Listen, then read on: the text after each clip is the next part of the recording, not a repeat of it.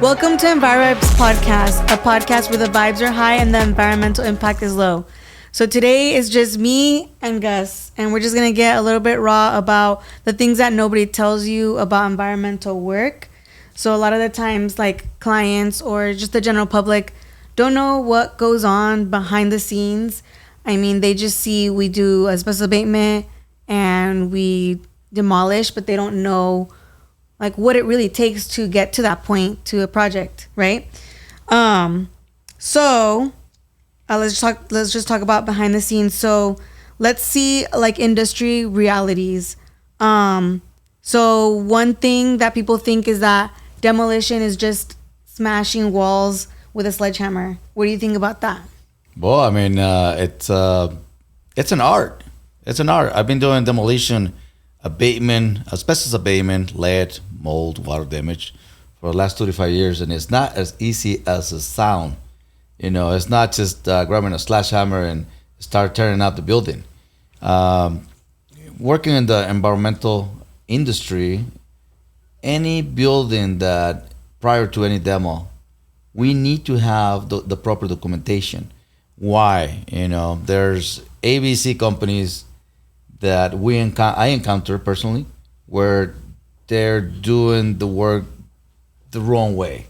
So this is the challenge that we always encounter in our company, where we provide in a proposal and also a scope of work, detailed scope of work, and we require the asbestos survey report done by a third-party environmental consultant. And one of the comments that we get is that, why do you need asbestos survey report or lead survey report? So sometimes you think companies will just do the demolition without asking for a survey report? Is that how some companies? Correct. Yes. So that's when we educate our client. You know, we provide the information that is required for prior to demolition. So we provide all the Rule 1403, where it requires any demolition you have to provide the asbestos survey report, lead, and other contaminants. And the reason for that is usually because there's unexpected, there's maybe hidden things, right? Like it's not just, oh, I'm just going to demolish a wall or a building or a room. It's like, well, we have to make sure that we're in compliant, because if in between us doing that demolition, there's a discovery of asbestos, then now everybody's exposed. So then you're saying we have to take that accountability and make sure that they go and get their survey report before we even go in. Yes, yeah, correct. And let me tell you a perfect example. And this is something that everybody can learn about. I had this client that had a building, the 10-story building, and they want to demolish to renovation and do the retrofitting, seismic retrofit for the entire building. And the number one request was to give me a price for demolition. There were other companies that they provide a proposal for demolition, and walking in the building personally, it was a high profile client. I walked with the estimators, operation manager, and also my quality control to find out. And what we do here differently in quality environmental is like we X-ray the building. You know, we're looking for all the potential hazard, unforeseens, and things that the owner don't know. Even environmental consultants don't list it in their surveys. Right. And particularly with this building that we did, a few years back, I was able to go walk it floor by floor and check the structure inside, reading the survey report, and finding out that there were things that were not listed. For example, we have one layer in the survey report that is listed to be hot, positive for asbestos, and there's multiple floors, and the surveyor didn't check all the floors. They only checked one specific Correct. floor or two floors. And it happens that probably 50% of the floor, it has 2 or 3 layers of flooring. So that's when I raised a flag and said to the owner, listen, you need to get a better detail and more comprehensive survey Right. more I would say more into the accustomed to the project that is going to be renovated. Right. You know, and we discovered 2 to 3 layers of drywall, the open plenums and the attic space. We discovered there was pipe insulation. They were not listed in the survey. Yeah. There's tank insulation in the basement. There's lead paint. And that wasn't surveyed at all. That was not surveyed. So we were able to bring 40%, I would say 40% approximately, of additional stuff that was not listed in the survey. Okay, now how does the client feel when when you mention that, like, oh, I think you need to get a more comprehensive report? Do they like, is that confusing to them? Are they like, why do I need more? Like, do they get confused when they get confused? And I will say 20, we always apply the 80-20 principle, that 20% of the clients, want to they want to do the right thing. So that's the clients that we always specialize in. We always focus in doing business. They're focusing about the win-win and doing things by the book and do it right. And the majority get a pushback, like, oh, you're looking for a change order, you're looking for additional work, Right. and you're looking for asbestos in a demolition project, and it's not like that. We're looking for number one, the safety for our people, the safety for the public, and also for the project. So when we encounter additional stuff, we educate our clients in a way that make them understand that there's rules and regulations that we need to follow. right? So once we know this right client is looking for a long-term fix in the project, and that's the client, the type of client that we always want to do business with. But going back to your question, yes, it is difficult and it's tough when they're looking at budgets. This project, I'm getting 3 other bids for $3 million, and my bid is $5 million. It's just an example. It wasn't like that. They see it and they're like, They see okay, it. this is crazy, or they might not know why. Correct. And then in the end, they discovered that they save money. Why? Because they didn't have a contractor that is sugarcoating and just giving a price based on the survey report. Probably walked aside 1 hour, 2 hours when we take a necessary time to investigate. Right, and I feel like sometimes those companies that the price is lower, at the end result they add change orders midway, and then it's like, then it ended up being a higher price anyways, but they didn't initially take the initiative of, okay, like there might be something hidden here, like there might be asbestos, there might be other things. So but yeah, I think that demolition is not just smashing walls. There's a lot that goes to it.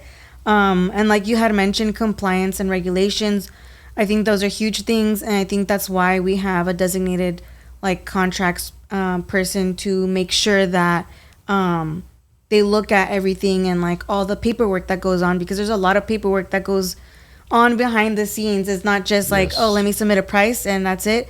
There's a lot of paperwork, and like SCA QMD, we have to notify sometimes, and then the fire department, right? Correct. And there's a couple of others that we still have to notify. CDPH for lead, right? CalOSHA. Yeah, and then and those things take time too, So there's like a lot that goes on behind the scenes, behind the curtain. Yes, and this is, let me emphasize that here in Quality Environmental, we specialize to provide transparency to our clients through our experience and skills, bringing cost-effective solutions, and that's the most important thing.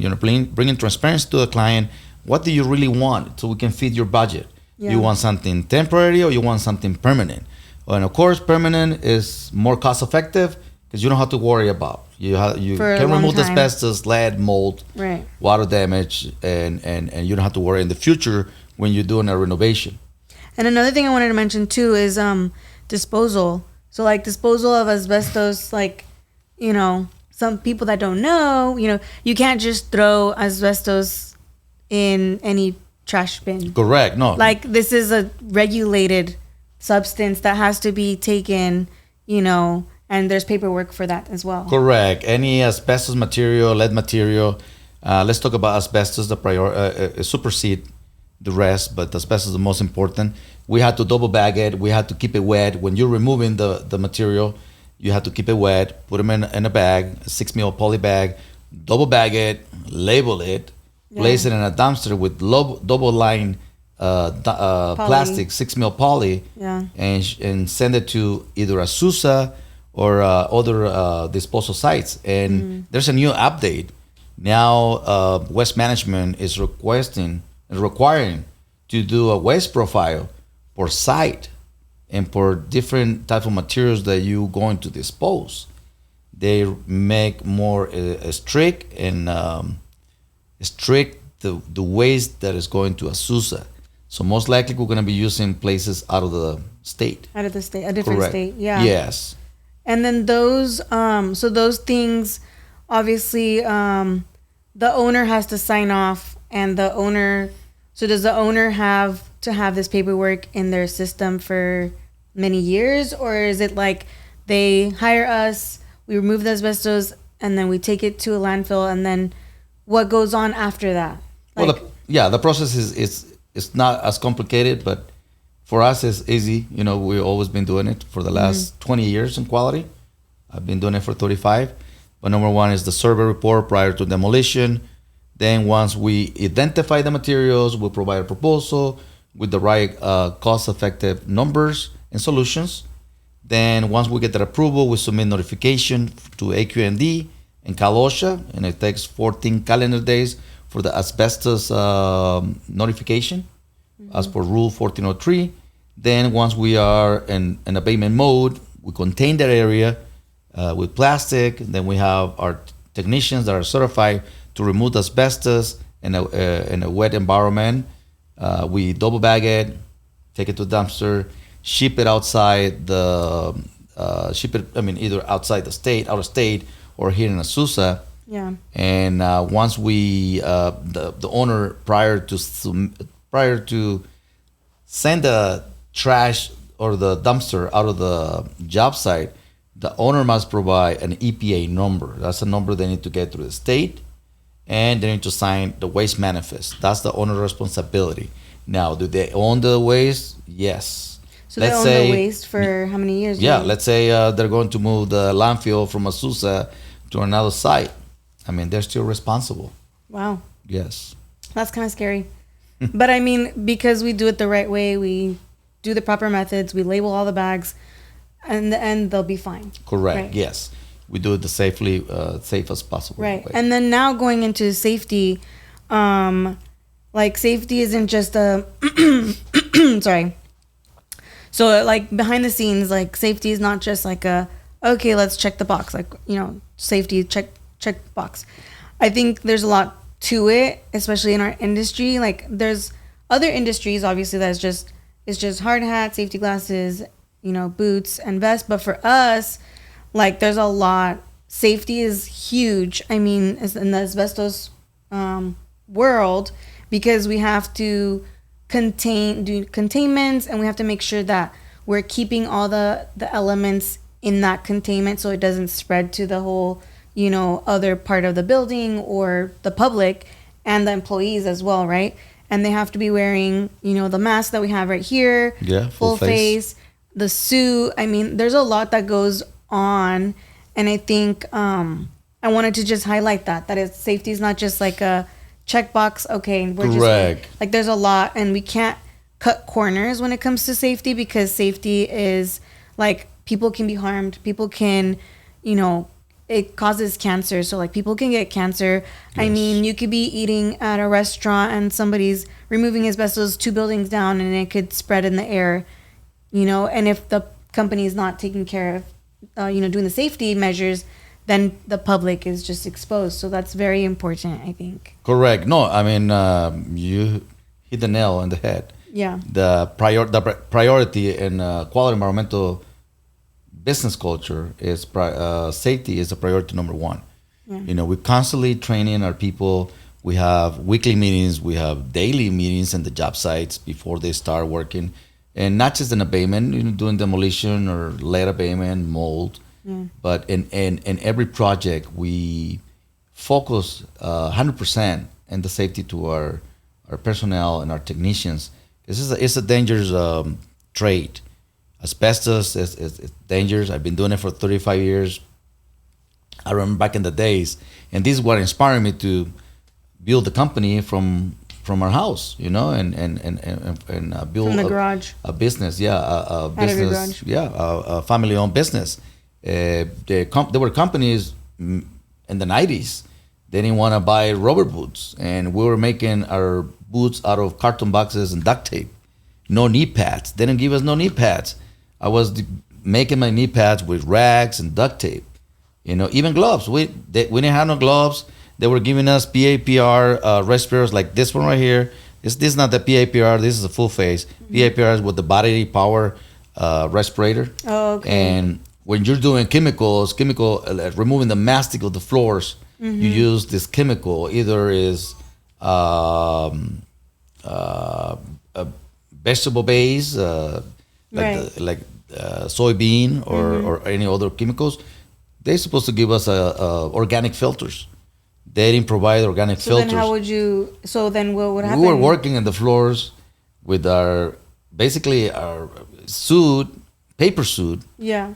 And they were ripping off within 5 minutes. I mean, they didn't give us the proper PPE. So then you would have to do what? Double suit up, or We double suit up, but still, it's still leaking. It was not a Tyvek. Right. They didn't give us no gloves, so we were scrubbing mastic with scrub pads, and I'm talking like 25, 30 years ago. And do you think that that point in time you were like, okay, this is crazy. I want to build a company one day that I can provide to Correct. My workers. That's the big thought that I put in my mind. Having a conversation with my dad, I said, listen, Dad, one day, and that was probably in 1996, around there, 95, 96. One day we'll build a company, a family-owned business where we build a culture that is focused on our people and treating with respect, dignity, and providing the best PPE that is in the industry so they can go back to their houses safely. Safe. Correct. And that goes to my last point. This has been flowing very good. My last point, that was, the environmental work actually makes a difference in people's lives. I think, from hospitals to schools to cleaning up a building properly, protecting the community, workers, and the environment as a whole, like, it really does make a difference, the way and the techniques that you do things, I think. Yeah. That was just something that I just wanted to point out. No, definitely. It's a big difference. And just an example, we have people, and you know them personally, has been working with me for the last 30 plus years, 20 plus years. And there's a reason why. It's the commitment to safety. Yeah. And building a culture that it's a safety, they bring awareness that safety is a priority. No, I love that. Okay, this is the last thing. So quick fire round, truth or myth. So I'm just gonna say something and then you're gonna tell me what you think. Okay, so asbestos abatement is just removing asbestos. Truth or myth? It's just no. It's a myth. Okay, yeah, because there involves a lot. Like we had just mentioned, containments and licensing and paperwork. It's regulated and it's dangerous. Right. Okay, it's a science, right? Removing asbestos is it's basically a science. Yeah. Okay, and then we already touched on this, but demolition is just knocking down walls. It's a myth. Right. It's an art to do demo. It's not easy. Yeah. It's not just grabbing a hammer and start hitting a drywall wall and try to take a wall down. Yeah. No, it's not. It's an art. It's an art. It's definitely an art. It's an art. Sure. I have a lot of respect to my people out in the field. It's a tough job. It's dangerous. And also, it is dangerous, but also like in the summer, it's hot. Yeah. It's hot and it's dangerous. It's just a whole, But and talking about hot, I mean, I haven't done one recently, but 30 years ago, my dad, 25, I believe, we did a project in Palm Springs, and it was 105 degrees outside, and we were wearing respirator suits removing a roofing material. On My the dad top and of the I roof. in a crew. Yeah, so just imagine. You probably Sheesh. add another 10, 15 degrees. I can't imagine, because in that weather, I want to be wearing a tank top and shorts. Like, I don't want to be wearing a suit. And I've actually put the suit on and the mask, and like, it's tough. It is. It's not that easy. It looks like easy, seeing a picture, even like the pictures that I see the guys sometimes, send me. I see them and I'm like, oh, okay, it doesn't look that. But once you actually physically go and you see what they actually, it's a tough thing. Yes. Yeah. And I think in the next segment, or maybe in the next couple segments, I'm going to bring you in the containment. Yes. So we can experience how we, asbestos technicians and asbestos workers, and I call them in Spanish, asbesteros, work in the field. And believe me, once the people that don't know and they haven't seen a containment with the people working inside in that environment, you'll be like, wow. Eye-opener. I have a lot of respect to all of our people. No, and I do too. After seeing what they encounter, I was just like, definitely. Wow. You've been there, so I've been to the mold ones too. The water damage. And that brings me to my next point. Okay, truth or myth? So mold removal is just bleach and paint. It's a myth. It's not like what your grandma used to tell you. Yeah. Just spray bleach in the shower. Right. And the ceramic and in between the grout. Typically they turn black because of the moisture and mold grow. Right. And they used to tell us, oh, just spray bleach, your mom and our grandma back in the days, and everybody can relate to that. Where, oh yeah, just spray bleach and you should be fine. Let it set for a few hours and it'll turn white in the grout. So what you're doing is basically inside the wall cavity in the showers, the mold, it will disappear in the surface, but behind it, there's a colony of mold growth going everywhere, and they'll always come back. So it's like you're putting a Band-Aid almost. It's a Band-Aid. If you do that, it's just like a little Band-Aid, but behind the wall, you don't see like... Yeah, mold is like cancer. You got to cut it, remove it, and replace it for a new material. I like that analogy. And then environmental work isn't that physically demanding. It's a myth. Right. It's a big demanding. Yeah. We were just mentioning just so you know, we have to keep our records for any asbestos project to call OSHA. We have to keep the records. I believe it's for 34, 35 years per project. Long time. Yes. Per project. Oh, yeah. We have to keep the records. So that's a lot of paperwork. We have to maintain our personnel with the physical every year. Oh, yeah. Every 6 months minimum, they have to do a fit test. And to make sure that they're fit for the conditions, right? That correct. They're going to be in. And they have to do a refresher in their certificate to go back to the school for one day. And it's also, I mean, physically demanding also, like, carrying heavy things and like lifting, Yeah. It is very physical. It is very physical. That's why all of the workers in our field are strong. Yes. Okay. Well, that's pretty much it for today. I hope you enjoyed it. I hope you enjoyed the questions. And for the next one, we hope to have a guest. So we're going to probably have a guest in our next podcast. Awesome. And just make sure to follow us on all social medias. This video will be in our LinkedIn, Instagram, and YouTube. So if you guys, leave a comment and put a like. Thank you guys. For sure. Thank you. See you in the next episode. Yeah, see you in the next episode. Bye.